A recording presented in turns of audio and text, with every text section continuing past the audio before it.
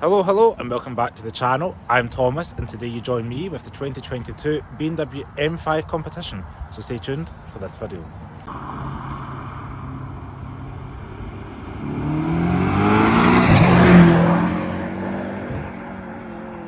So here is the 2022 LCI BMW M5 Competition.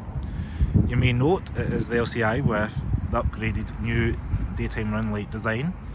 Gone with the halos and we're with this kind of L shape. Down in the bumper at the front we've got a new mesh grille pattern. And as you can see, this particular one has got the kind of shadow chrome blacked out kidney grills and the blacked out chrome around the doors. So this M5 is running on Michelin Pilot Sport 20-inch alloy wheels with the rubber obviously on top. I quite like the two-tone design on the alloy wheels with the red brake calipers. Pretty aggressive and pretty good looking.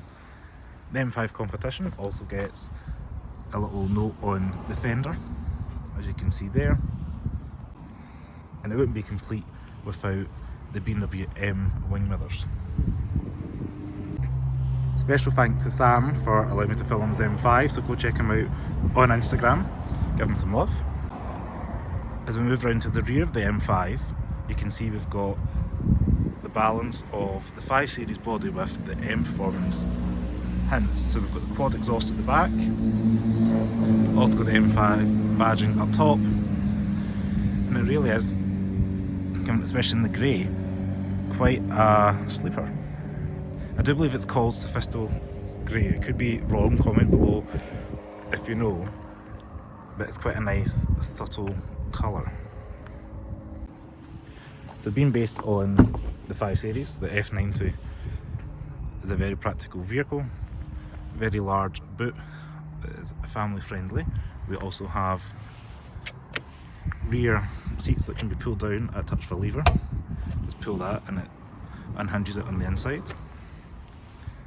One touch boot close.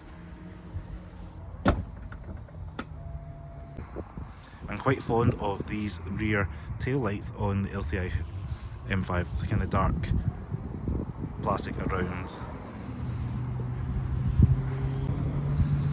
And I really like the dark kind of tinted nature of the rear tail lights. It's a little bit more aggressive on the LCI models. We've also got a little subtle boot spoiler. So step into the back of the M5. As you can see, this particular model has got the two-tone interior. I'm 5'11", got plenty of knee room, plenty of headroom, and I think it's going to be enough for probably 2 adults, maybe 3 kids, just because of the size of the vehicle. The car is lined in this lovely Alcantara material. We've got the Germanic FUD, and the quality of the material door card is the same high quality that you get in the front. Nice soft touch materials all round, and we've even got a little bit of mood lighting in here. The M colour braiding on the seat belts is a nice touch as well, the kind of blues and the red. Even got a family friendly cup holder for school run juices. And not everybody knows this, but in a BMW you can push this to get the headrest up, and if you push this button on again you can fold it flat to give you more visibility in the rear mirror. In the back you are welcomed to some climate control and some charging ports, and there is more climate on the left hand side as well for ventilation, and even a little hook up here to hang your jacket and things like that. It is worth noting this car is fitted with the Harman Kardon sound system, so we do have that speaker in the back of the door as well. So go ahead and jump inside the M5. Upon entering you're greeted with this lovely two-tone interior, I call it the penguin tuxedo with the white and the black. Everything inside the M5 is high quality material throughout the cabin.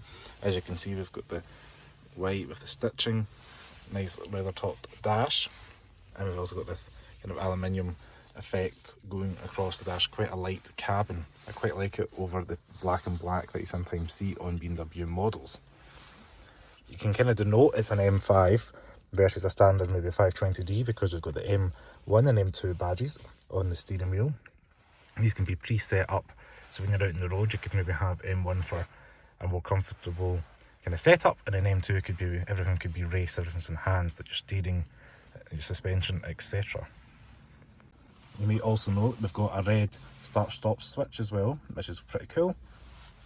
And there's even little kind of red accents on the gear selector and around the M mode and setup.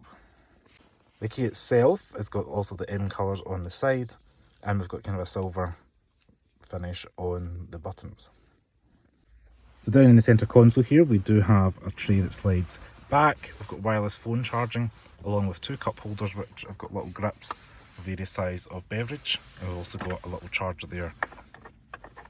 We used to call them cigarette lighters, but more likely for a charger, and a USB charger down there as well.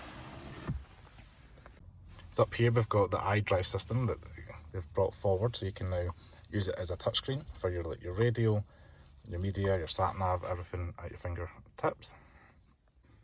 It also has Apple CarPlay and Android Auto, which is worth noting.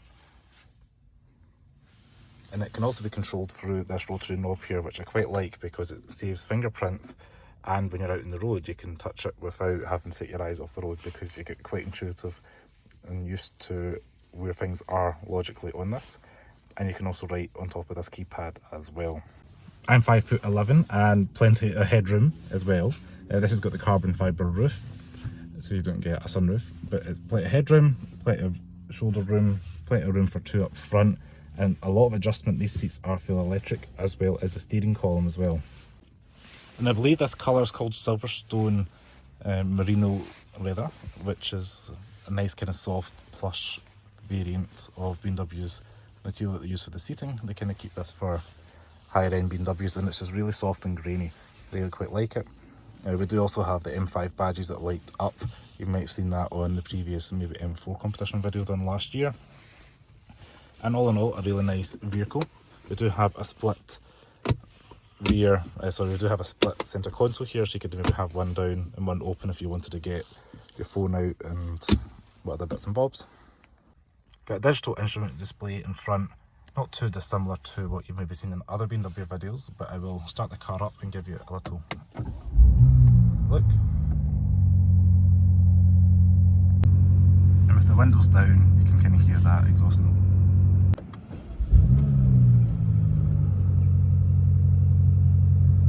So you will notice when you're starting the car up, this little bar doesn't let you fully rev until the engine's heated up, so just to protect the engine.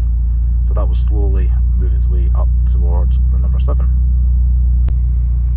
So now the car's on, I can show you, put it M1 and you can jump to M2 at a touch of a button. Saves you configuring it through the iDrive system here.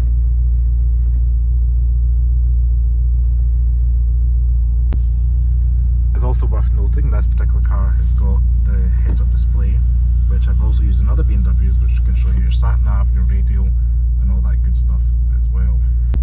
Down below we've got the climate control vent that has been updated. It's no longer kind of that orange hue with the kind of bars you may have seen in the previous BMW model. We do have almost like an LCD panel there. We also have my favourite part of BMWs is you run your finger across, and these can be pre-assigned for phone calls, phone contacts or postal addresses and bits of interest on the phone. I typically have number 7 saved whenever I've been BMW. It's home just when you're coming home from work or wherever you are.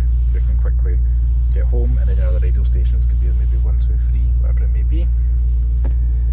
Gear selector, nice and easy to use. Left to drive, all the way up and left for reverse. You've got the cameras on show there, and then P for park.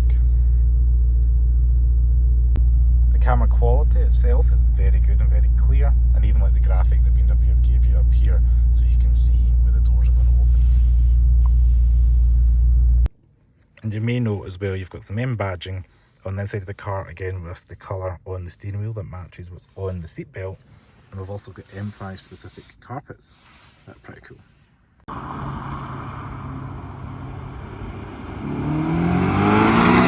So out on the road you may notice that the BMW M5 is slightly more aggressive in comparison to the standard 5 Series.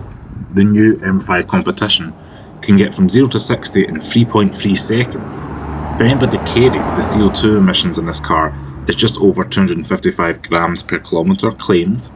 The average fuel economy in this M5 is 25, however today we're going to see a little less than that. And it does have a top speed of a limited 155 miles per hour. Out on the road it does the big car comfortable thing well. You can really feel the presence of the car, the width, the way it drives is really great on the back roads of Scotland. And I love how you can change in between sports mode and comfort mode at a touch of a button, and the car changes dynamics. So it can be this tight handling sports car when you need it to be in the back roads, and it can also do the daily comfortable thing just as well as a regular 5 Series. I believe it's got the 600 plus brake horsepower at a touch of a throttle input. I think if you're looking at the BMW M5 Competition, you're probably going to be looking at other cars such as the Mercedes-Benz E63 and even the Audi RS6. There's not too many cars that offer this kind of range of abilities, where it can be do the family practical thing as well as being like a quiet, subtle car in the morning, and then equally at the weekends it can be shouty and give you a good thrill. But yeah, I've not driven the RS6 or the E63 unfortunately, so the M5 is a great all-rounder. As I said, it's going to be up to you and your preference. Some people are purely based on badge, but from my experience with the M5 today, can't really fault it. Thanks so much for watching, and I'll see you next video. Make sure to give Tom's Garage a like, a subscribe, and share with your friends, and comment below what you thought on this video. Ciao.